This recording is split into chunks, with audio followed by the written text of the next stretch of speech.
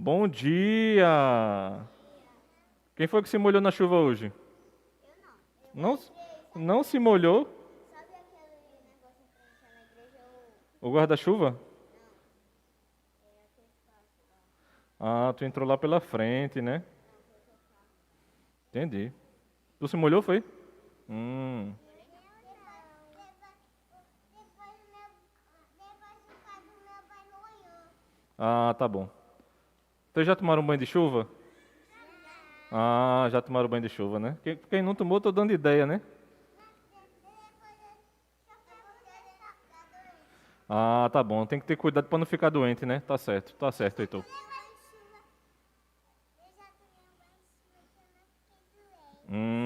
Tá certo. Ah, tá, pode ficar com dor de cabeça também, é verdade. Mas vamos lá. Hoje a gente vai conversar sobre o Salmo 12. Alguém aqui já leu o Salmo 12? Eu vou ler aqui agora. Ah, tu vai ler agora? Então segura aí um pouquinho, já a gente vai ler. Quando vocês voltarem pro lugar de vocês, vai todo mundo ler. Eu não li o Salmo 12. É que eu comecei então e depois. Ah, entendi. Tu ainda vai chegar lá, né, na leitura, né? Tá certo. Não, Vê só. Lá no Salmo 12, Davi, o rei Davi, que foi quem escreveu, ele diz que a gente precisa aprender duas coisas. A primeira delas é que nem tudo que os nossos amigos dizem é verdade. Tudo que falam pra gente é verdade, mas deveria ser, não deveria? as pessoas cristãs, elas, a gente tem que acreditar nelas. Os crentes deveriam falar a verdade, né, Cécia? Mas é mentira. Não pode falar mentira, né, Judá? Tá bom. Ah, se falar mentira, Deus fica o quê? Heitor disse que se a gente falar o que não deve, Deus fica o quê? Triste, certo? E a gente deve acreditar sempre em Deus.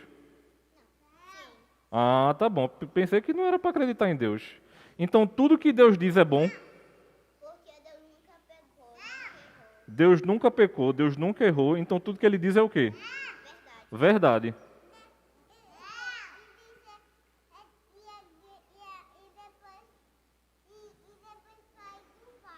Tá bom.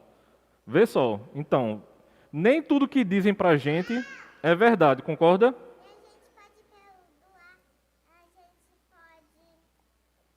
Mas a gente pode perdoar, né?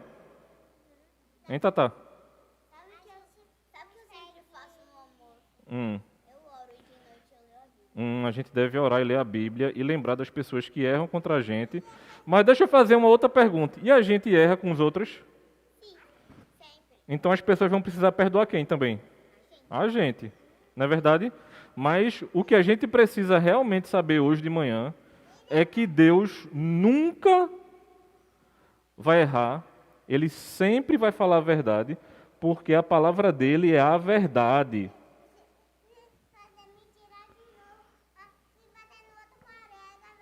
É, não pode bater no outro, Judá. É, não pode. Tá bom? Vamos orar. Vamos fechar o olhinho, juntar a mão.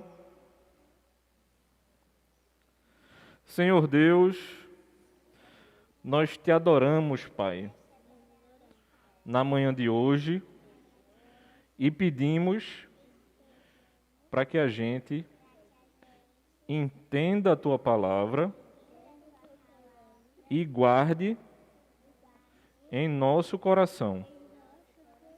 Em nome de Jesus, amém.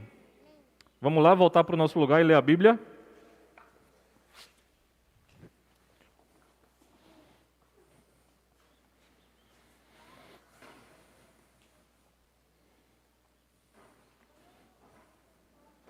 Tchau, Pilar. Quer ajuda para descer? Quer? Bora. Não quer? Segura na mão do tio Ronaldo. Aqui, ó, na mão dele.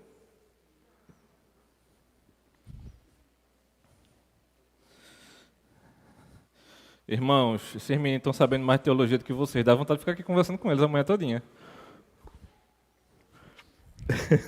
Glória a Deus pela vida dos nossos pequenos. Como eu disse para eles, eu quero convidar você a abrir sua Bíblia no Salmo 12, é o texto em que leremos hoje, estudaremos.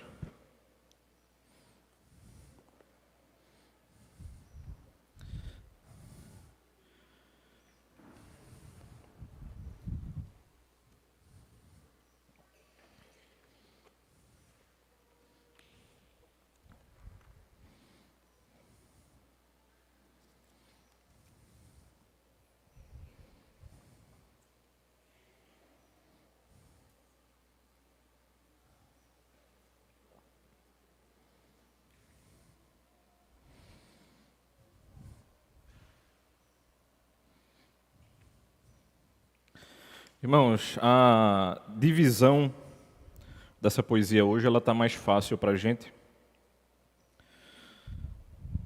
Ele é um texto menor e ela vai se dar da seguinte maneira hoje. Nós temos 4 estrofes no Salmo. É até mais fácil porque as divisões estão respeitando essas estrofes. Então a gente vai dividir o texto em 2 partes. A primeira parte vai considerar as 2 primeiras estrofes do Salmo, do verso 1 ao verso 4, e a segunda parte do texto, o restante do Salmo, que coincidentemente são mais 4 versículos. Ok? Vamos ler. Ao mestre de canto para instrumento de 8 cordas, Salmo de Davi. Salva-nos, Senhor, porque já não há quem seja piedoso. Desaparecem os fiéis entre os filhos dos homens. Falam com falsidade uns aos outros, falam com lábios bajuladores e coração fingido. Que o Senhor corte todos os lábios bajuladores e a língua que fala soberbamente. Pois dizem, com a nossa língua prevaleceremos, os lábios são nossos, quem é Senhor sobre nós? Por causa da opressão dos pobres e do gemido dos necessitados, eu me levantarei agora, diz o Senhor, e porei a salvo aquele que anseia por isso. As palavras do Senhor são palavras puras, prata refinada em forno de barro, depurada 7 vezes. Sim, Senhor, Tu nos guardarás, Tu nos livrarás desta geração para sempre. Os perversos andam por toda parte, quando aquilo que não presta é exaltado entre os filhos dos homens. Vamos orar novamente, irmãos. Santo e eterno Deus, que a nossa mente e o nosso coração seja iluminado pelo Teu Espírito nesse momento, ó Pai. Nos ajuda a entendermos a Tua palavra e não somente isso, Senhor, que a gente aprenda a aplicá-la durante os nossos dias e que sirva de alento ao nosso coração, Pai, nesses dias maus em que temos vivido, Senhor. Nos ajuda, Pai. Em nome de Jesus, amém. Eu diria que, coincidentemente, esse salmo ele vai estar bem conectado com a pregação da noite, em que o reverendo Ronaldo fará a exposição do capítulo 3, né, dando sequência à exposição do capítulo 3 no livro de Romanos. E por que eu falo isso? Porque existe uma expressão antiga chamada o tempora, o mores. E para quem acompanha a teologia do início dos anos 2000 para cá, você pode estar pensando assim, rapaz, esse é o nome de um blog aqui do nosso país, né? Que coincidentemente o reverendo Augustus é uma das pessoas, um dos nomes que participam desse blog, mas não tem nada a ver com isso, né? Diretamente, né?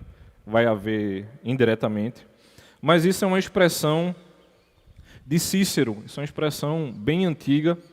E essa expressão, ela foi proferida em seu discurso no Senado, nas célebres Catalinárias, e ele bradou isso contra os vícios e a corrupção do seu tempo.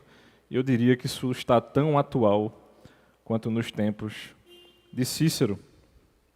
Tempos deploráveis, quando conspirações governavam Roma e as maneiras dos homens mereciam ser desprezadas em voz alta, repudiando-se a corrupção.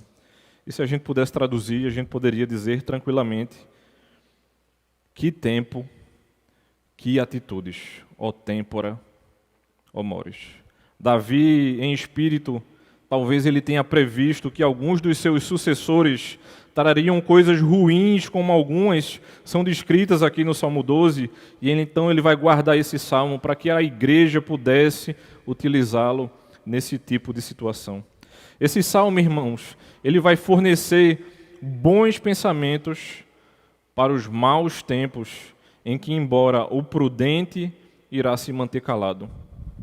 Como bem nos lembra Amós, capítulo 5, versículo 13, porque um homem pode ser condenado por uma palavra, contudo nós ainda podemos nos confortar com meditações e orações adequadas, como se esta questão aqui estivesse pronta às nossas mãos. Então o que a gente vai ver aqui, irmãos, ao longo desse salmo, é que dentro desses tempos maus, se a gente pudesse dizer algo, a gente poderia dizer tranquilamente, por exemplo: será que nós podemos perguntar aos nossos filhos ou aos filhos do mundo, e que eles possam considerar que esses tempos maus, o que é que será dito a respeito disso? Ao filho do mundo, irmãos, eles vão falar, ou eles reclamarão acerca da escassez do dinheiro, eles podem falar acerca da decadência do comércio, eles podem falar acerca da desolação da guerra, porque isso é o tempo mau para eles. Mas a Escritura estabelece a maldade dos tempos sobre a causa de outra natureza, e a gente pode ver isso também na segunda carta de Paulo a Timóteo, no capítulo 3, no versículo 1, em que Paulo diz a Timóteo o seguinte: sobrevirão tempos trabalhosos, pois a iniquidade será abundante, e é disso que Davi se queixa aqui. Não tem como, irmãos, fecharmos os olhos e não ver a iniquidade do nosso tempo. Para mim, uma das coisas mais avassaladoras acerca disso é que quando a pandemia deu traços de trégua, as pessoas já voltavam à corrupção do seu coração. Quando não camuflavam a própria pandemia para falar a respeito disso, e fazem isso em meio à guerra, e pode ser que a guerra passe, a gente nem tenha mais notícia da possível pandemia, quiçá você já esteja tomando a 10ª dose, e ainda assim a iniquidade fará parte dos nossos dias. E a grande pergunta é: se existe um tempo deplorável, se existe uma condição, irmãos, desesperadora, se existe uma subversão da ordem, o que é que Davi faz aqui no Salmo 12? Davi suplica a Deus para que Ele possa nos dar alívio imediato. Isso aqui é um dos grandes pedidos de socorro. Os primeiros 4 versículos, as 2 primeiras estrofes falaram disso. Desses homens maus que não estão nem aí para nada. E em seguida a gente vai ver Deus respondendo aos seus santos. Então, a fim de confortar a si próprio, e não somente ele, mas todos os santos, depois de ter mencionado essa promessa de Deus na assistência ao seu povo, ele olha para a fidelidade do próprio Deus e olha para a constância do Senhor de cumprir as suas promessas. Ele acalma o seu coração com a seguinte certeza: Deus livrará os piedosos. E a grande pergunta da manhã de hoje, irmãos, que é o tema da pregação da manhã de hoje, é: em qual palavra nós temos confiado? Em primeiro lugar, irmãos, talvez eu e você, a gente tenha confiado na palavra fútil dos ímpios. E essa é a primeira grande imagem das 2 estrofes desse salmo. Davi, ele se queixava de que a terra estava coberta de homens maus, e a gente sabe que isso continuou perdurando os dias e os anos e todo o tempo ao longo da história da humanidade, porque a prática da justiça e honestidade havia cessado naquele tempo e não era mais possível encontrar alguém que defendesse a causa do bem. Parecia Davi, um profeta, perguntando ao próprio Deus se havia algum justo ainda sequer, talvez 50, por que não 40, Senhor, 30, 20, 10, para que tu possas ter misericórdia e não acabar com tudo que está acontecendo aqui. Irmãos, em alguns momentos, eu preferia realmente que acabasse. Porque a gente tem olhado para a degradação do nosso tempo e o cenário ele não mudou. Aquilo que Davi estava nos mostrando, está nos mostrando aqui no Salmo 12, o cenário continua o mesmo. Não há nenhum resquício da humanidade, nem de fidelidade dentre os homens da terra. A gente não vê as pessoas cuidando dos outros, nós não vemos nenhum ato de bonança. E a grande pergunta que paira na minha mente hoje a respeito disso é: quantas doses precisarão para que esses homens continuem roubando de nós? Porque a gente não sabe mais se é verdade. E a pergunta não tem nada a ver com ciência ou a confiança na vacina. Quantos homens continuarão destruindo outros países em nome do seu poder ou em nome da sua própria glória? Mas ao mesmo tempo, Davi chega para mim e para você, irmãos, e diz o seguinte: nós, fiéis do nosso tempo, nós não deveríamos desanimar de maneira injustificada, em vista daquilo que é confuso e corrompido no mundo, porque não existe confusão e corrupção na palavra do próprio Deus, assim como eu perguntei às crianças aqui agora. Será que o Senhor pode proferir alguma coisa mentirosa para nós? Ou será que Deus tem mostrado constantemente a corrupção do nosso coração? Davi está nos chamando a suportar com paciência. E por que ele faz isso? Porque ele tem visto que a condição é justamente a respeito dos tempos de Davi, mas isso perpassaria os tempos de Davi. Então, quando ele clama ao Senhor e pede que o Senhor nos ajude, ele se anima na esperança de que ele obteria aquilo aqui a quem ele estava pedindo. Porque ele não poderia pedir isso a nenhum outro homem que não o próprio Deus. A gente deveria convencer-nos do seguinte, irmãos: quanto mais confusas estão as coisas neste mundo, mais pronto está Deus em ajudar e socorrer ao seu povo. E que então é esse o tempo oportuno para interferir com a sua assistência. Ou seja, o tempo pode piorar? Pode. Em qual palavra nós temos confiado? Na dos homens que continuarão nos prometendo coisas, ou na do próprio Deus que disse que sustentaria o seu povo, independente da possível calamidade que a gente pode passar?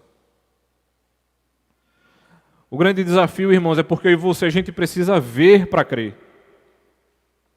Mas o Evangelho de João, no capítulo 20, no versículo 29, diz que felizes são os que creram, mas não viram. Será que você vai ter que colocar o dedo no buraco dos pregos de Cristo para acreditar que Ele existe? Davi sabia que não havia qualquer beneficência ou verdade prevalecendo entre aqueles homens. E sabe o que é interessante? É porque Davi não estava falando dos ímpios fora do povo de Israel. Davi estava falando dos ímpios dentro do povo de Israel, daqueles que se diziam justos. E esse é o cenário mais triste. São aqueles que muitas vezes dizem assim: mas é só uma mentirinha, mas é só uma coisinha. O que é que eu e você continuaremos pervertendo e aceitando e sendo confrontados com a injustiça e dizendo assim: você deveria participar disso aqui.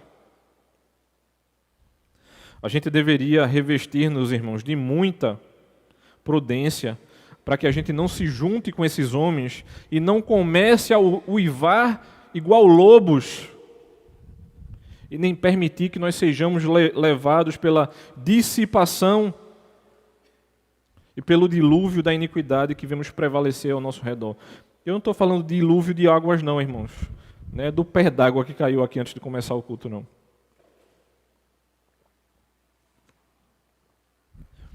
Porque talvez fosse melhor que a gente lidasse com um dilúvio propriamente dito do que com um dilúvio pecaminoso desses homens. Porque não há sinceridade nem integridade na linguagem deles. Veja o que o versículo 3 nos diz. Que o Senhor corte todos os lábios bajuladores e a língua que fala soberbamente. Irmãos, isso aqui é uma oração imprecatória. Eu sei que você tem dificuldade com isso, mas eu já consigo ver você puxando uma língua. Sabe aquela tesourinha de grama, pequenininha? Mais ou menos desse tamanho. Você consegue dizer assim, Senhor, bota a língua para fora que eu corto. Porque a gente é muito desafiado a não ter esse tipo de imagem na cabeça por conta da ética dos nossos dias. E esses homens estavam tentando alcançar a nós por meio da lisonja. Esse coração dobre, irmãos, faziam com que os homens expressassem de maneira dupla, com linguagem ambígua, para dessa forma dissimularem-se de várias formas, ou para tornarem-se aos olhos dos outros diferentes do que realmente eram. A palavra usada aqui no original, irmãos, para lisonja, ou bajulação, ela deriva de divisão. E essas pessoas traiçoeiras e fraudulentas mantêm parte do seu sentimento oculto justamente para que eles pudessem encobrir com um verniz da hipocrisia e com essa honestidade externa, de modo que a luz da sua linguagem não conseguisse deduzir de alguma maneira acerca das suas intenções. Você sabe de onde deriva a palavra sinceridade do latim, irmãos? Ela deriva da ideia ou da palavra ou da expressão sem cera.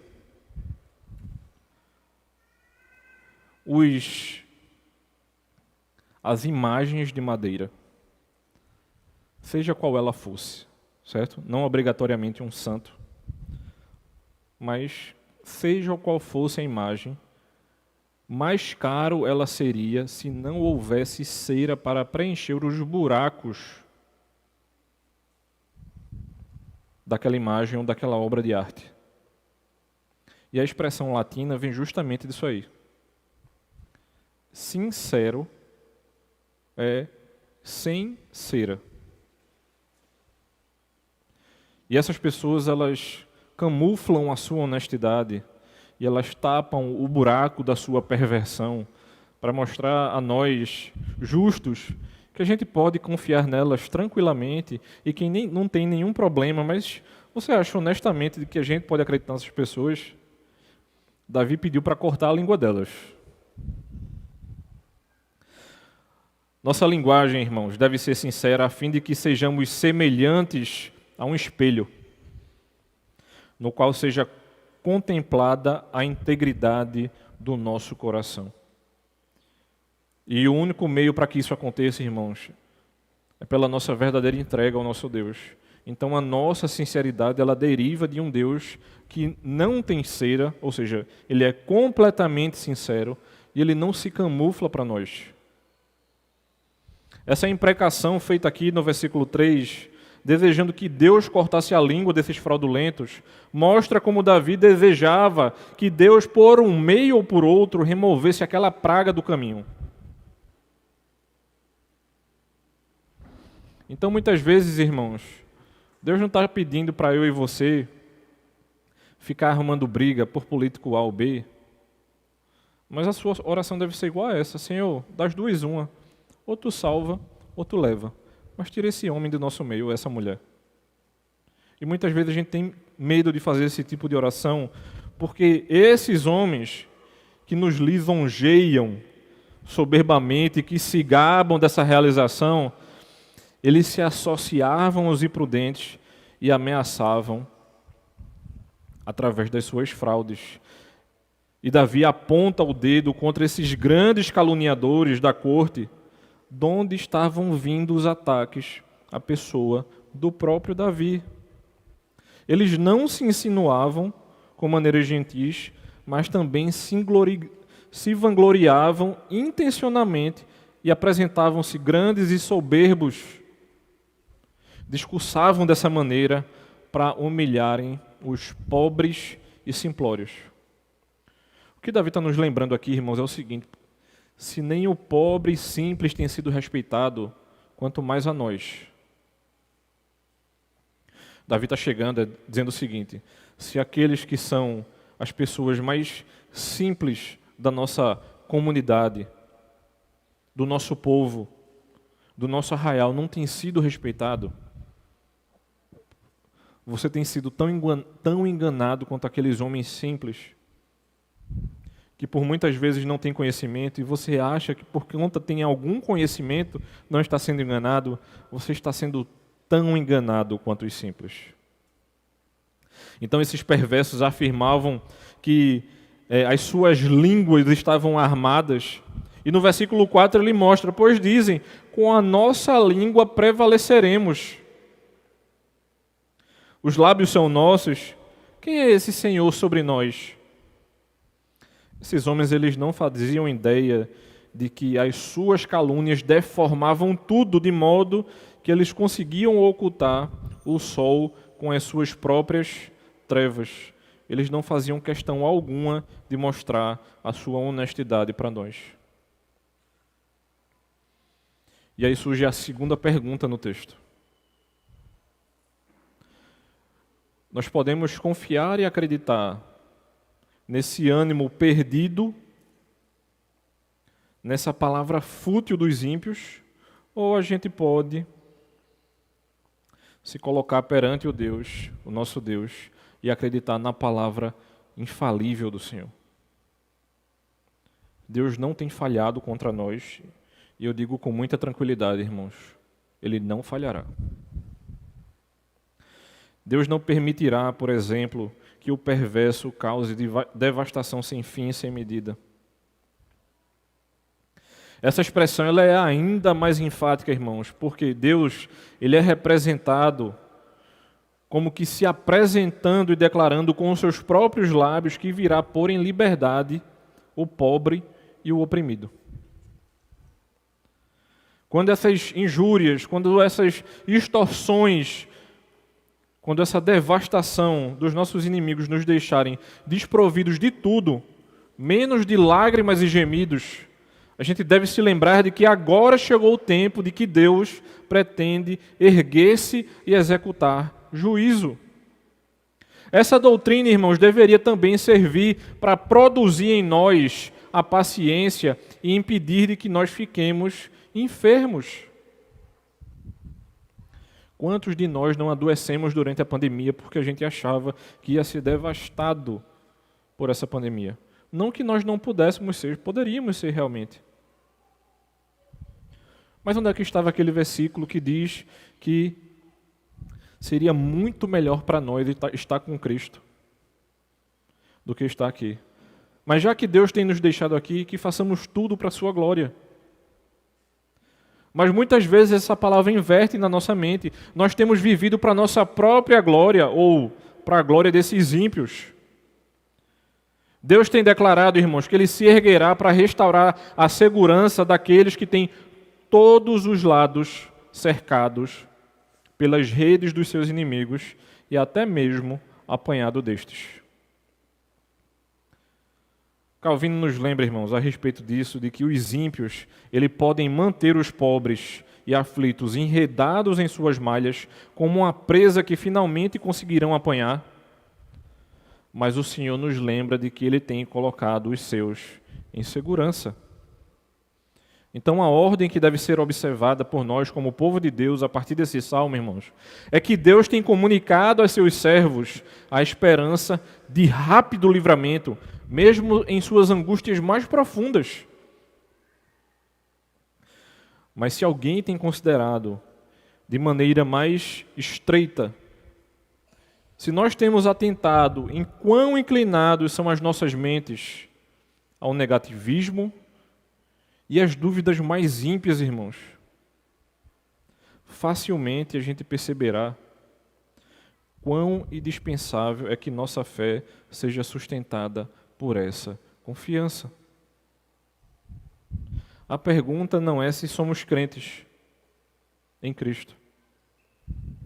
A pergunta é em quem temos crido que não a Cristo. Quem tem sido o nosso Deus, irmãos? A nossa fé, ela não paira. Nós temos verdadeiro Deus e Senhor, a quem padeceu por nós na cruz e a quem nos chama a confiar na palavra desse verdadeiro Deus e que nos chama a perceber o seguinte: se Deus, Ele não é fraudulento, irmãos, se Ele não nos ilude, se Ele não nos fascina com palavras fúteis, se Ele não pede glória sem qualquer propósito, quer seu poder, quer sua bondade, senão que tudo quanto promete verbalmente, Ele cumprirá concretamente. Se a gente não tem acreditado nisso, em quem nós acreditaremos? Porque ninguém pode prometer que não seja o próprio Deus. Porque esses homens deveriam fazer isso. Eu farei isso se Deus quiser.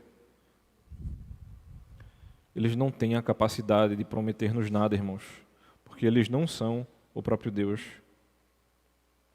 E mesmo que eles sejam assistidos e a gente encontre homens de coração temente a Deus, ainda assim eles precisarão proferir isso.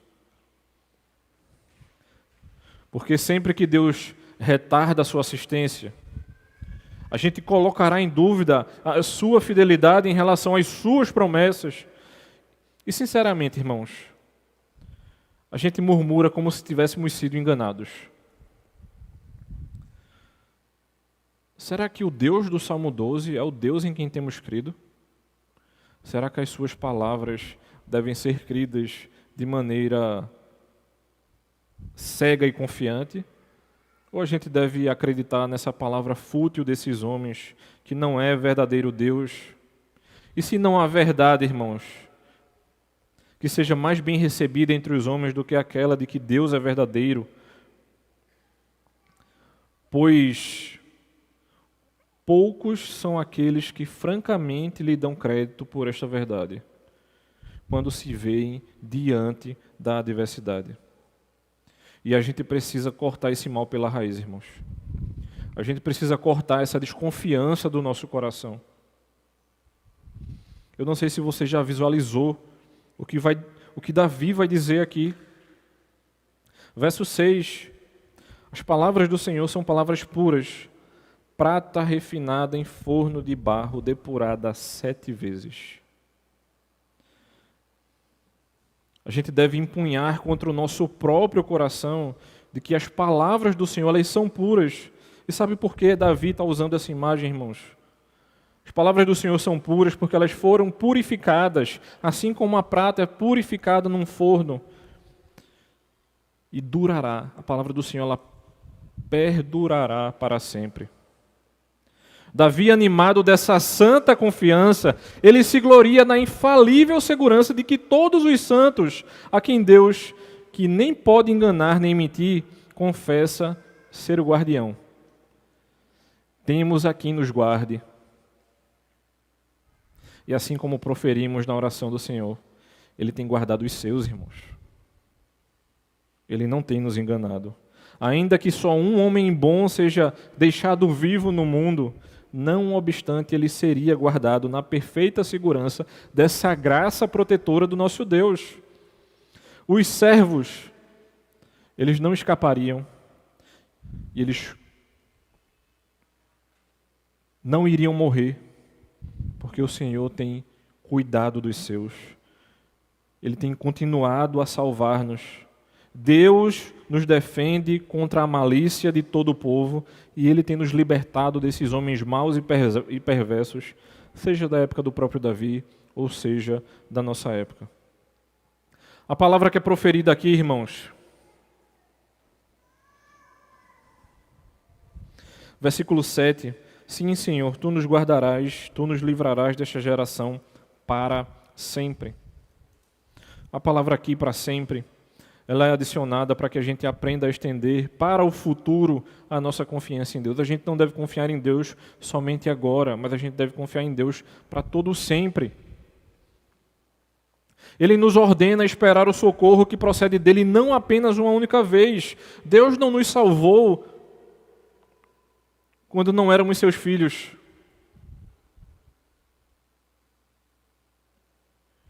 Que tipo de salvação fraca e pífia é essa que só serve para nos salvar, irmãos? Se você tem acreditado no evangelho assim, você acredita no evangelho que eu não sei nem dizer que evangelho é esse.